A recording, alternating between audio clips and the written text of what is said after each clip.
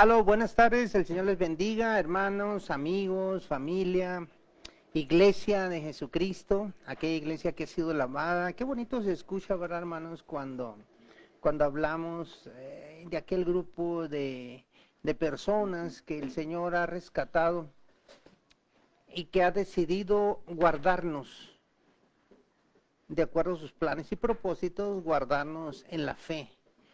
O sea, esto quiere decir en la fe en Cristo Jesús. ¿Verdad? Qué bonito es empezar un estudio, un tiempo de oración, de charla, de reflexión, como el que hoy vamos a tener, como cada miércoles. Te doy la bienvenida primeramente. Estamos transmitiendo desde el hogar de tu casa, aquí, ¿verdad? En Tucson, Arizona. Mi nombre es Pastor Martín Lizárraga. Y bueno, hoy vamos a compartir un tema pero muy interesante. Acuérdate que estamos en diciembre y en diciembre pues lo que festejamos, lo más bello que pasa en diciembre definitivamente es la Navidad.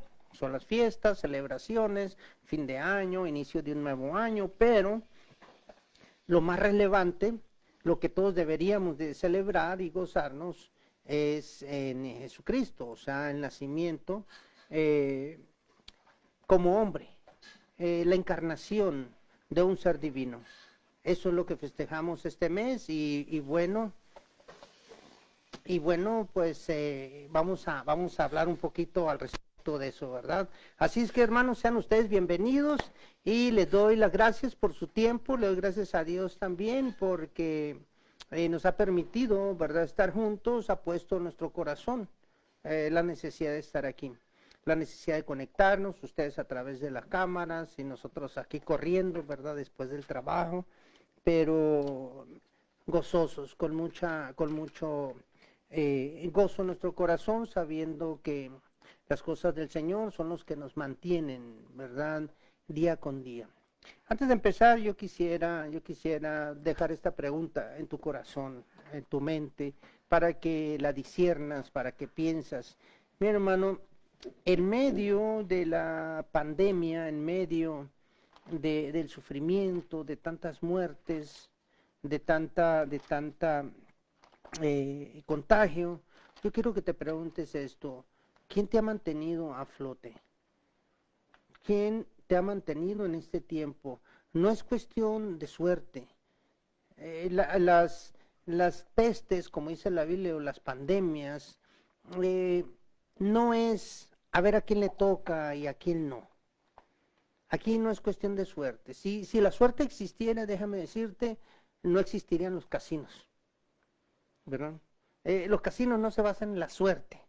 La mayoría de las personas que tienen el hábito de jugar van pensando a ver qué suerte tienen. Inclusive se llevan hasta sus amuletos, hacen diferentes faramayas y todo eso, pero la verdad, querido hermano, no existe la suerte. Dios no hizo un mundo a ver qué pasaba. Dios no nos crió a ver qué sucedía en la vida de Chloe, de Melanie, de Gloria. No. O sea, Dios no hizo eso a ver qué pasaba. Dios no te hizo a ver qué pasaba. Aquí la suerte no existe. Y si por alguna razón tu hogar ha sido guardado, ha sido bendecido, ha sido prosperado, pues entonces, hermano, hay una mano que te está protegiendo, hay una mano que te está guardando, hay una mano que te sostiene día con día. Y esa mano pertenece a Jehová, al Dios de la Biblia, al Dios único, al que le debemos gloria, honra, alabanza. Y no porque le demos gloria, hay que modificar con conocimiento nuestro vocabulario. A Dios no le damos gloria, Él ya la tiene. ¿Ok? A Dios le reconocemos su gloria. Es así tan sencillo. Así que seas bienvenido. Vamos a pedirle al Señor que nos instruya en esta noche, que nos guíe, que nos dirija. Vamos a empezar el tema primeramente orando. Amado Señor y Padre nuestro, en tus manos ponemos, Padre, este estudio, esta reflexión, para que tu Santo Espíritu, Señor, nos llene. Así como llenas, Señor, el templo donde habitas, así como lo llenas todo. que llenes también nuestro corazón, nuestra mente, y nos guíes, nos ayudes a que nuestro corazón, Señor, se abra para recibir lo que hoy tienes para nosotros. Y lo que hoy vamos a recibir, Señor, no guardarlo, aplicarlo en nuestras vidas, ser hacedores y compartir con alguien más. Amado Dios, en el nombre de Jesús, bendigo, Señor, a todos aquellos que están a través de las cámaras, a aquellos que están aquí físicamente y a tu iglesia en general y a todo el pueblo, Señor, que todavía no ha visto la luz. En el nombre de Jesús. Amén.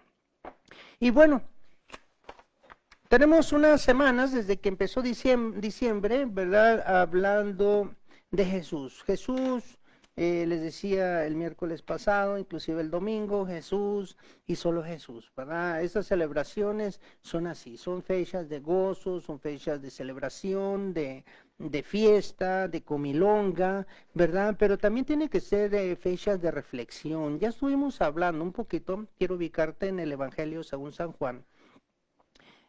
Tuvimos un estudio, una plática, una enseñanza a través de la visión o de la profecía mesiánica de Jesucristo 700 años antes que viviera. Estuvimos hablando del libro de Isaías y admirando la presencia del Espíritu en este varón, con qué detalle describe al Mesías. Es asombroso. Para ti y para mí ya es fácil hablar de Jesús porque ya conocemos su historia, está plasmada aquí.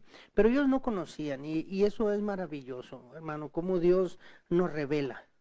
¿Cómo no necesitamos charlatanes que nos lean las cartas, verdad? Brujos que nos lean la ouija, o que lean los asientos del café, o que lean los huesos de un pollo ahí mal comido, ¿verdad? O que te lean la mano. No, hermano, nosotros tenemos un Dios que revela. Pregúntale, dirígete a Él, ¿verdad?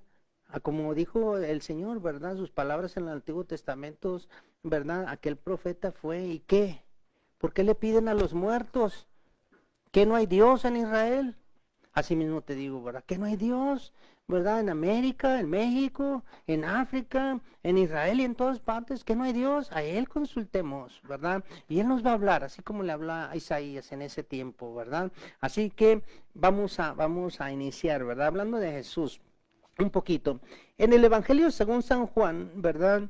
Nos habla de la historia, ya no como hombre de Jesús, sino nos habla del inicio. ¿Quién era Jesús? Mira, te voy a llevar al Evangelio según San Juan, capítulo 1, versículo 1 y 2. Vamos a ver, ya lo profetizó Isaías, ya Dios, ¿verdad? Decidió un plan, un propósito, lo estableció desde antes que se fundara el mundo.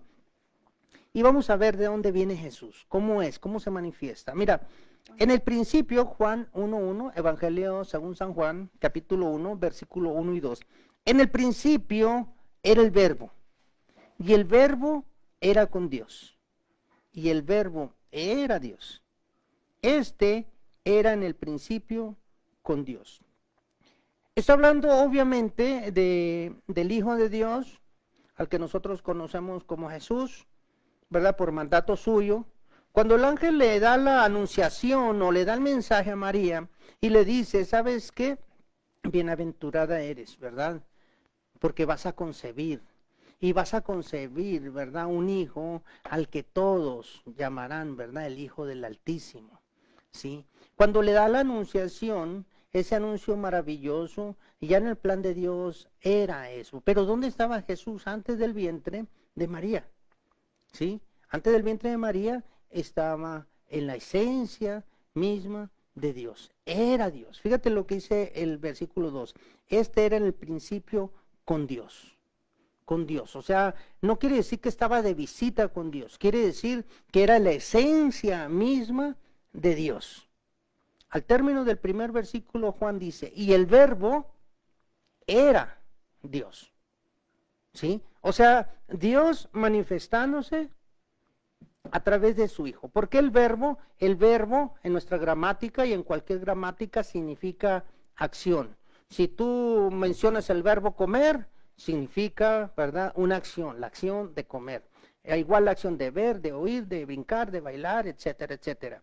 Aquí el verbo significa la acción de Dios a través de Jesús, desarrollando un plan. Se le anuncia a María, nace, ¿verdad? Se lo concibe, la sombra del Espíritu Santo, ahí lo puedes ver en Lucas, lo estuvimos viendo, capítulo primero, versículo 31 al 33, le anuncia y le dice, ¿verdad? Tú vas a parir, se va a engendrar en ti, ¿verdad? Un ser santo.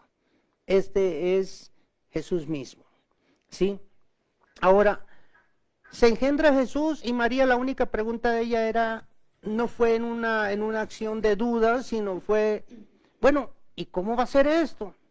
Si no conozco varón, o sea, ella no había tenido intimidad aún, estaba desposada con José, pero no había tenido una vida conyugal, y le dice, ¿cómo va a ser esto? El ángel le responde, ¿verdad? Con toda paciencia y amor, que le dice, el Espíritu Santo vendrá sobre ti, y tu sombra, ¿verdad?, te cubrirá. Quiere decir, ¿verdad?, que el santo ser que iban a nacer en ese momento era engendrado por Dios mismo, ¿sí? María, el nacimiento de Jesús no se da bajo la lógica humana.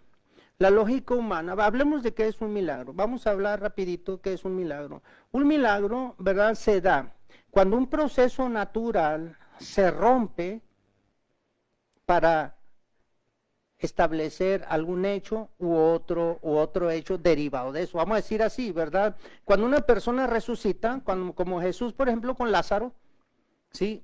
Lázaro ya estaba muerto, ese es el hecho, ese es el proceso natural. El hombre nace, ¿verdad? Se reproduce, crece, envejece y muere. O a lo mejor no necesita envejecer, a lo mejor muere de un accidente, lo que sea, pero muere. Ese es el proceso natural. Cuando Dios se manifiesta a través de Jesús y hace que el Espíritu Santo y la fuerza que operaba en Jesús levanta a Lázaro de la tumba, entonces ahí ocurrió un milagro. Se rompe un ciclo natural, ¿sí? Eso es un milagro. Con María pasa exactamente lo mismo. Se rompe un ciclo, se rompe un proceso natural. Porque el proceso natural es que una pareja, ¿verdad?, tenga vida conyugal y de ahí, ¿verdad?, nazca un bebé. Cuando se rompe ese proceso es un milagro. Eso es lo que pasó en María. Por eso la encarnación de Jesús es un milagro en sí mismo. Pero Jesús tenía dos naturalezas. En una persona, dos naturalezas, algo que nosotros a lo mejor es un poquito difícil de entender, pero se da, ¿verdad?, este milagro, y precisamente por eso es el milagro, ¿sí? Siendo el Hijo de Dios, engendrado de Dios, entonces quiere decir que José venía siendo más bien un padre adoptivo, no un padre natural de Jesús, ¿sí?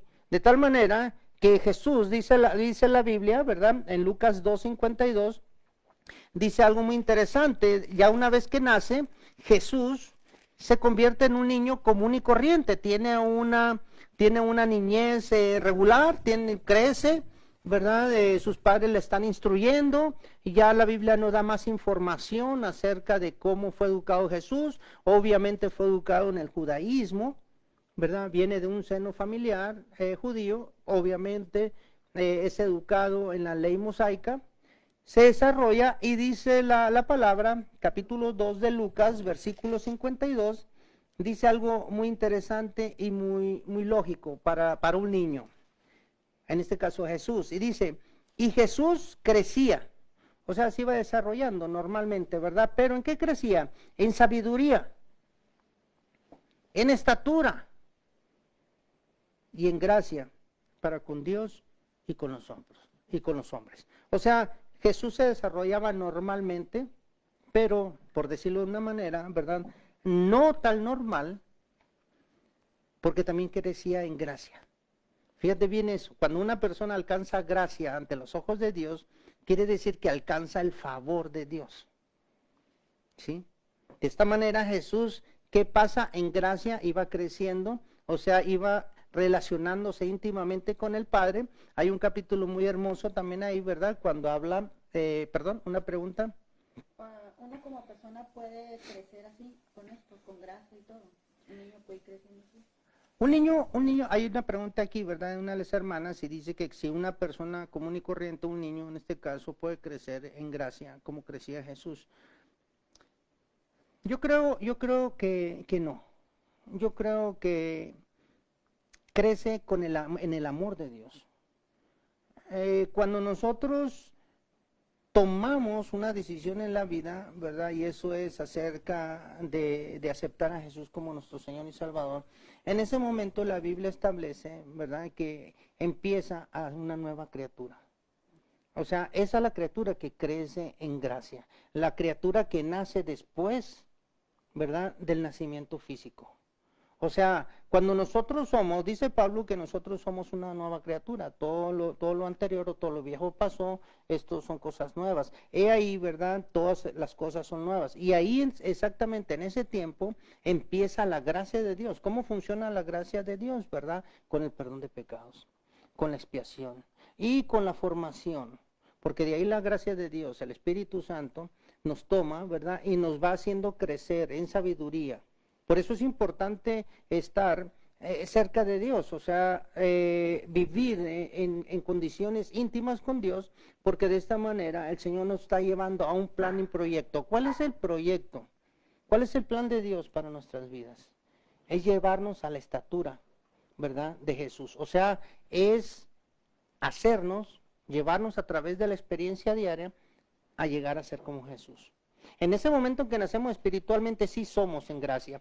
Anteriormente, antes de tomar esa decisión, nosotros somos personas, ¿verdad? Común y corriente, y más el establecimiento de esa decisión nos lleva a definir quién es un hijo de Dios y quién es una persona común y corriente. El Hijo de Dios lo establece Juan aquí en el capítulo 1, versículo 12, al que lo recibe. En ese momento es un hijo de Dios. Antes de nuestra decisión fundamental de Jesús o tomar a Jesús como nuestro Señor y Salvador, en ese caso o antes de ese tiempo en nuestras vidas, nosotros gozamos de la gracia compartida. No es la gracia trabajando en nuestra vida, es la gracia compartida. ¿Qué quiere decir esto? Quiere decir que todos nosotros, ¿verdad? Para buenos y para malos el sol sale. Para buenos y para malos, ¿verdad? Llueve. ¿Por qué? Porque vivimos en ese tiempo hasta que el Señor venga y tome la decisión, ¿verdad? Y de escoger a las ovejitas y separar a las cabritas, ¿no? Entonces, espero que te haya complacido la pregunta, ¿verdad? Ahora, Jesús crecía, ¿verdad? En conocimiento, o sea, en sabiduría, en estatura, obviamente se estaba desarrollando y también crecía en gracia para con Dios. También durante el bautizo, te estoy hablando un poquito de Jesús para llegar al tema que hoy vamos a tratar. En el bautizo, cuando viene Juan el Bautista a predicar que Dios se había acercado al hombre, que Dios había tenido misericordia después de 400 años, hermano.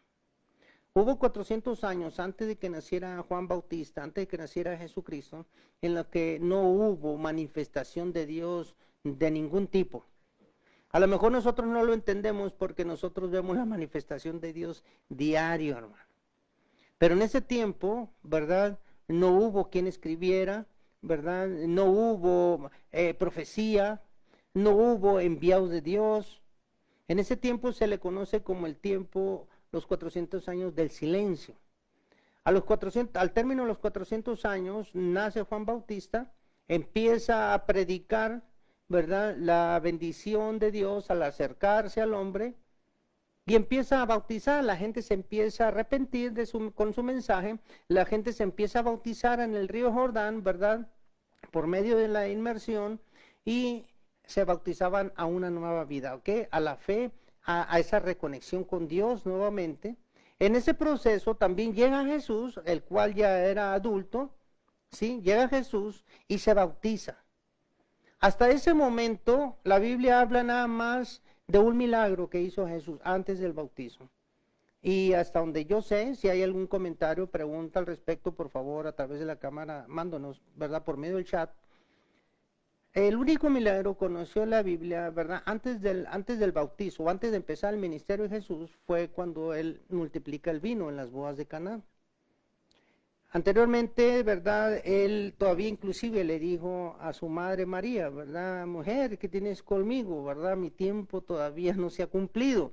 ¿Qué quiere decir, verdad? ¿Sabes una cosa? Me estás pidiendo algo que todavía no está en el plan de Dios.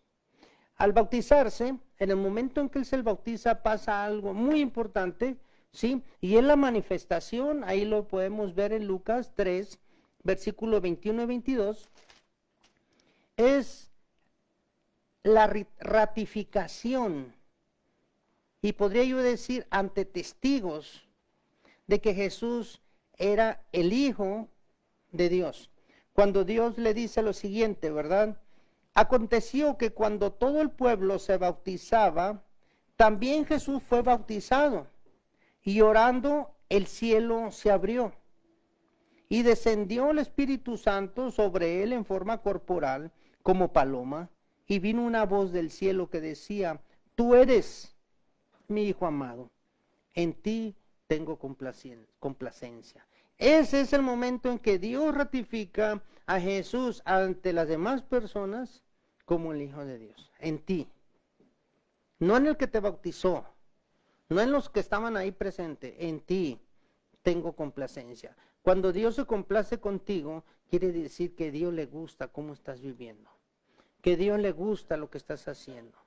A Dios le gustó la vida de Jesús. La vida de Jesús, ¿verdad? Como dice el libro de los Hebreos, fue igual a nosotros. Nada más tuvo una diferencia. ¿Cuál es la diferencia? Que en él no se encontró pecado. ¿Sí? Eso es todo en la diferencia de Jesús en nuestras vidas, ¿verdad? Y ahora, ya que establecimos un poquito, ¿verdad?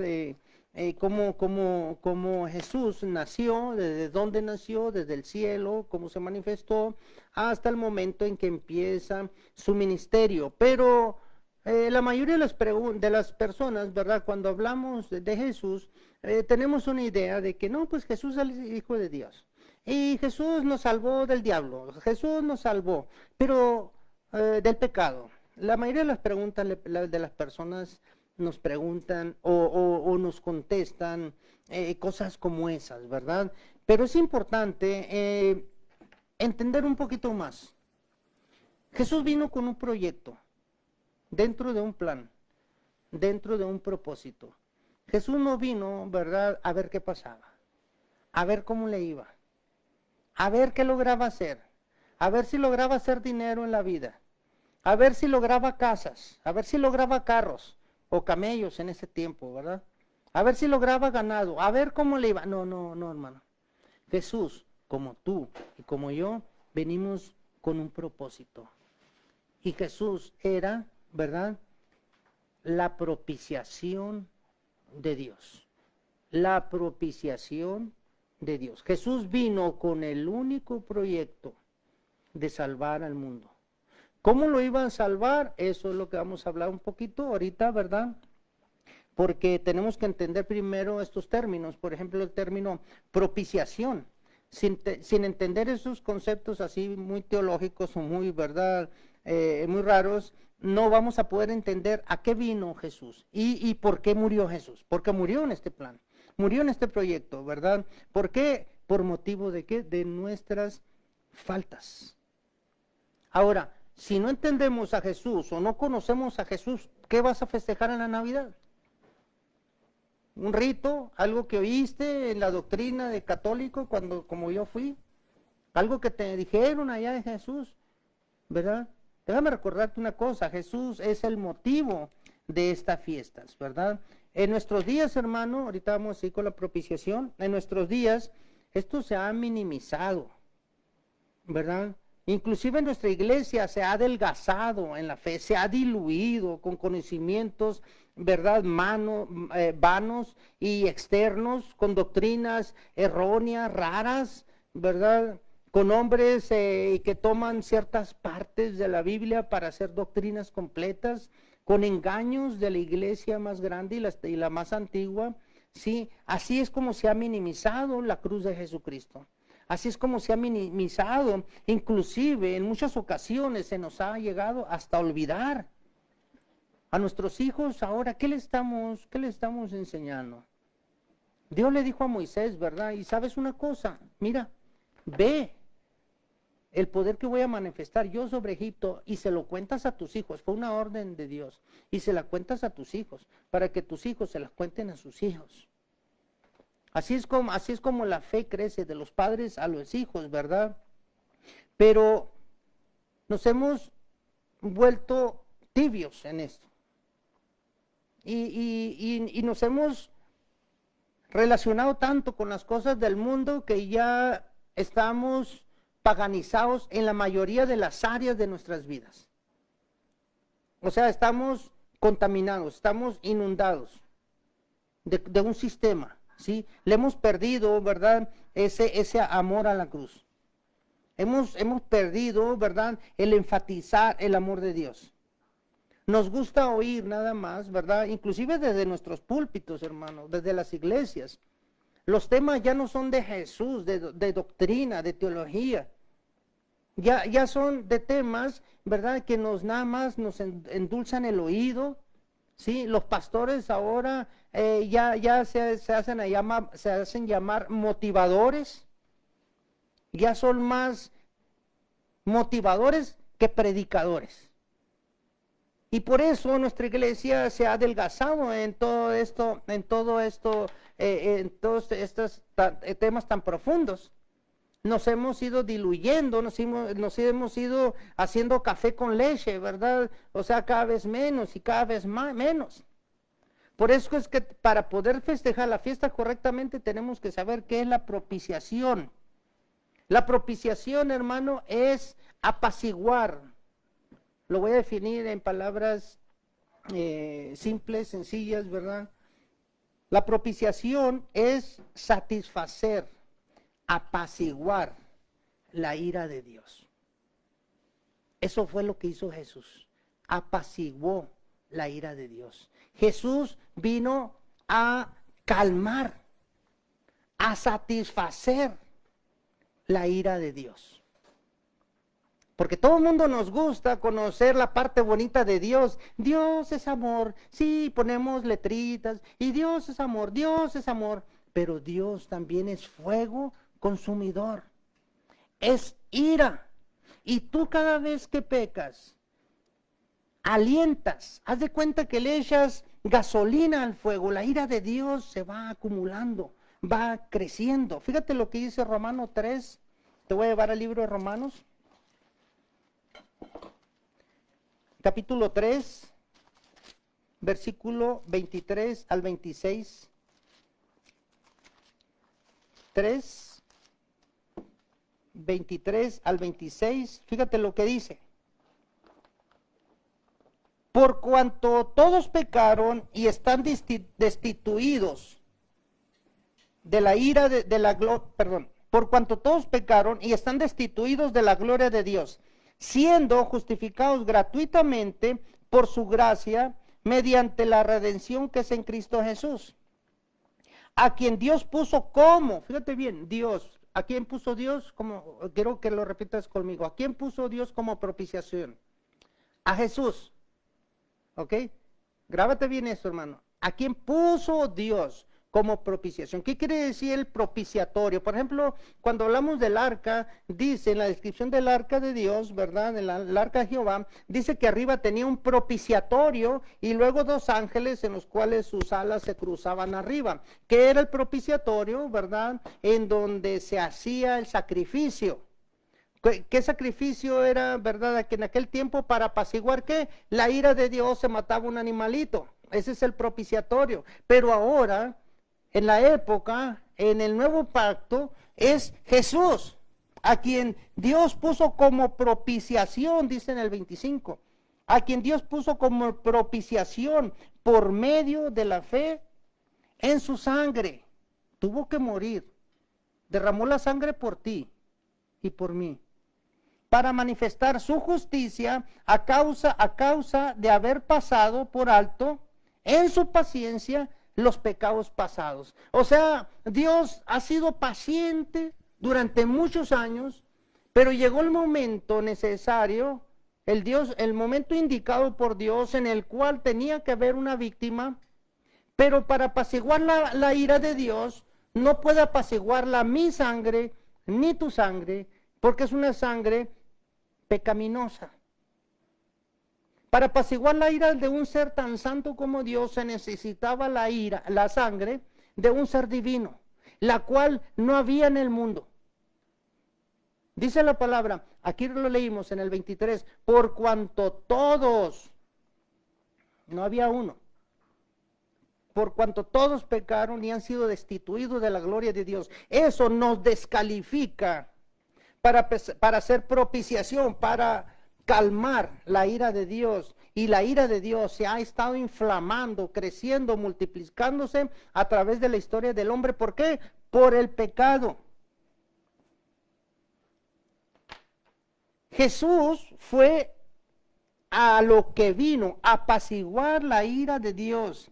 Ahora, en muchas ocasiones, hermano, nosotros estamos mal informados o tenemos una doctrina un poco chueca o desviada, o así hemos sido enseñados y no nos ha interesado estudiar un poquito, siendo que Dios nos insta, nos llama y nos envía ¿a qué? A estudiar su palabra. Dice, ¿verdad?, que nosotros debemos escudriñarla. ¿Sí? La propiciación, hermano, es el hecho de apaciguar la ira de Dios por medio de una sangre divina. La mayoría de las veces pensamos que Jesús nos rescató del diablo, que Jesús nos rescató del pecado. Y si yo le pregunto a la gente, ¿a qué vino Jesús? Ay, pues me salvó de los pecados. Es que logré el perdón de los pecados por medio de Jesús. Ah, es que Jesús nos salvó del diablo. Hermano, el diablo no es nada. Que el Señor lo reprenda, pero no es nada. El diablo, hermano, es el resultado. O sea, el pecador se va a ir junto con su pecado y el diablo mismo al infierno. Es Dios. Es Dios al que hay que apaciguar. ¿Cómo dice Mateo 10:28, si no estoy mal? ¿A quién hay que temer? No hay que temer al que puede matar tu cuerpo, pero no puede matar tu alma.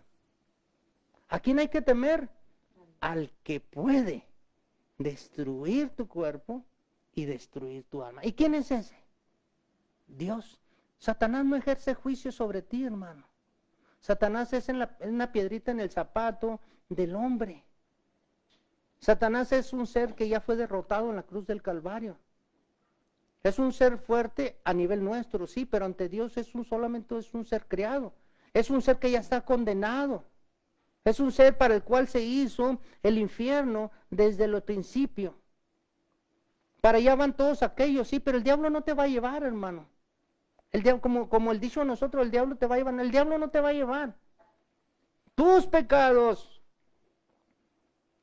el estar enojado con Dios, el despreciar el sacrificio de Cristo Jesús, eso es lo que te va a llevar. El diablo no, vas a ir junto con el diablo al infierno, o todo aquel que peque, no nada más tú. Te estoy hablando de ti, pero como tú, pero en general, ¿sí? Así es que Dios mandó a Jesús la sangre divina para que pudiera calmar. En esos versículos, ¿verdad? Lo que acabamos de leer en Romanos, Jesús fue exhibido públicamente, hermano, fue avergonzado. Él fue nuestra propiciación. Allá la cruz del Calvario fue el propiciatorio, donde la sangre se derramó. Sangre preciosa, como dice ese himno, ¿verdad? Ahí se derramó la sangre de Jesús. La propiciación de Jesús fue realizada, fue terminado.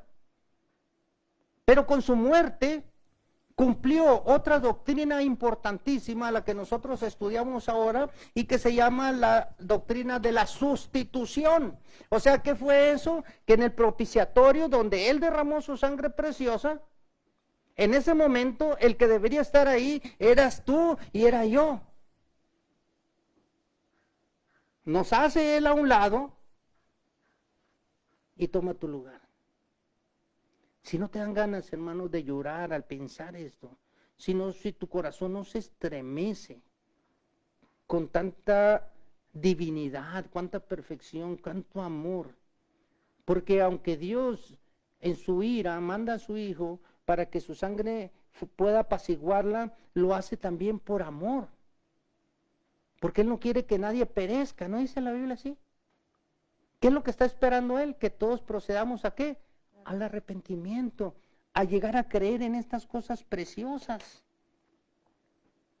en estas doctrinas verdaderas. No en una enseñanza o en un sermón de sobarte la espalda. Sí, todo va a estar bien, todos tus pecados van a ser perdonados. Pues sabes una cosa, hermano, si no te arrepientes, asistes en la iglesia, te vas a condenar. Esa es la verdad. ¿Para qué te voy a mentir? ¿Para qué te voy a decir? Es que si tú pagas tus diezmos y recibes a Jesús, aunque sea de trompita, así, no, hermano. Recibir a Jesús significa dejar de hacer lo que estás haciendo y empezar a agradar, a buscar a Dios y en no provocarlo a ira. Por eso dice Pablo que a Dios, ¿cómo se le debe de temer? Con temblor, con temor. Y ese temor se refiere a que, ¿sabes una cosa, hermano? Tienes y tenemos que desarrollar un temor, un miedo, un pavor, un horror a romper las reglas, los preceptos, los conceptos, los mandatos de Dios.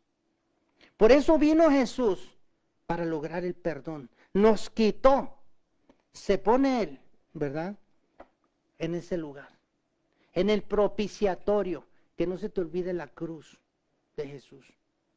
Que no se te olvide, porque esa cruz es donde se derramó la sangre que te hizo propicio ante los ojos de Dios. Eso es lo importante de estas fechas. Ese ser es el que festejamos ahora el 25 de diciembre. Y no importa lo que dicen, ¿verdad?, los testigos de Jehová, o lo que dicen todos aquellos que atacan la palabra, que no nació el 25 de diciembre, no importa. Todos los días son de Jesús. Todos los domingos son de Jesús. Todos los 25 de diciembre son de Jesús. Para festejarnos, para gozarnos en Él. Porque sabes una cosa, hermano, de esa propiciación tú y yo tuvimos beneficios.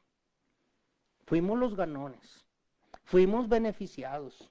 ¿Y por qué? Porque por medio de ese sacrificio, de esa propiciación allá en la cruz del Calvario, ¿verdad?, vino a nuestras vidas el perdón de pecados. Ahora Dios, como ya Jesús lo calmó, ya Jesús le apaciguó la ira, ya Jesús pagó. Porque acuérdate que la ley de Dios dice que la paga del pecado es la muerte. Y como Jesús murió, Él pagó, dijo, un sacrificio de una vez y para siempre. Los pecados han sido perdonados, ¿sí? Eso es lo que tú y yo nos beneficiamos. Y también, aparte de la sustitución, del perdón de pecados, también viene algo importantísimo, otra doctrina maravillosa que se llama la justificación. Fuimos justificados. Nuestra guerra con Dios se acabó. Ya Él nos puede ver. Y ahora nosotros podemos ir a Él. Ya podemos entrar confiadamente, ¿verdad? Estoy citando palabras bíblicas. Ya podemos entrar confiadamente hasta el trono de la gracia. Tú y yo ya no necesitamos sacerdotes. Tú y yo ya no necesitamos a nadie más que a Jesús como nuestro intercesor. Ya podemos ir a Dios y decirle, Señor, mira, te ruego por la salud de mi hijo. Y te lo ruego, Señor, en el nombre de Jesús, porque por Él yo estoy aquí ahora. Por Él tú me estás escuchando. Por Él yo alcancé gracia delante de ti. Por Él y a través de su sacrificio yo recibo tu favor. ¿Te fijas, hermano? Qué maravilloso. Qué cosas tan maravillosas, ¿verdad? Pablo dice algo en Romanos acerca de este perdón, ¿verdad? En el libro de Romanos, en el capítulo 1, desde el versículo 18, dice algo muy importante y habla del pecado, cómo el pecado alcanzó niveles en donde el hombre y la mujer olvidaron, ¿verdad?, el uso natural, llegó la homosexualidad, llegó el lesbianismo, que ahora somos tan tolerantes, nos hemos vuelto tan open mind, ¿verdad?, que ya el pecado lo llamamos gustos, lo llamamos preferencias, ¿verdad? Y ahora se casan los hombres y ahora estaba viendo hasta en las noticias que ya los sacerdotes están casando hombre con hombre, porque el Papa ya dijo, ¿verdad?, que pues también ellos tienen derecho a recibir la bendición de Dios. ¿Sí? Y ahora se casan los hombres, un sacerdote los casa, ¿verdad? Unos abrazos, unos besotes, barba con barba, bigote con bigote, ¿verdad? Todo contrario a lo que Dios establece. Y aquí lo dice el capítulo 1 de Romanos, ¿verdad? Y lo puedes ver, el tema es la culpabilidad del hombre, dice en el versículo 18, porque la ira de Dios, fíjate hermano, estamos hablando de cómo Jesús apaciguó la ira de Dios, cómo Él fue la propiciación, ¿verdad? Y aquí lo establece Pablo, lo dice, porque la ira de Dios se revela desde el cielo contra toda impiedad e injusticia de los hombres que detienen con injusticia la verdad. La ira de Dios se revela contra todos aquellos que conociendo, te lo voy a parafrasear para que después no me digas, ¿verdad? O no me digan, es que no entendí. No, Señor, mira, la ira de Dios se revela desde el cielo a los hombres, ¿verdad? Que sabiendo hacer el bien, deciden hacer el mal. Eso es lo que está diciendo aquí. En palabras ya normales de ahora, ¿verdad? Aquí Pablo establece una denuncia. Dios denuncia a la humanidad y le dice, ¿sabes qué? La ira mía va a ser derramada, ¿sí? Sobre todo aquel que retiene la verdad. O sea, que conoce la verdad y decides hacer lo contrario. Conoces que estás en pecado. Sabes que es pecado, pero decides pecar. Y la ira de Dios viene sobre todo aquel. Aquí lo dice la Biblia, tú léelo, en tu Biblia, tú léelo, para que no me digas que a lo mejor en la mía, ¿verdad? Ahí Dios establece, inspirado por el Espíritu Santo, Pablo, ¿verdad? Establece, denuncia a la humanidad, a cada miembro de la raza caída, porque desde Adán, ¿verdad? Ya no importa, desde el momento en que Dios manda a su Hijo amado a hacer la propiciación, ya ahí no hay el pueblo escogido, el judío, el negro, el blanco, el americano, el chino, es sobre todos. Aquí Pablo no ofrece, ¿verdad?, esperanza para los transgresores. O sea, sean judíos, gentiles, ¿verdad? Dice en el 3:10, velo por favor con tus ojitos, ahí en el 3:10 y 11 del libro de Romanos, ¿qué dice? Como está escrito, no hay justo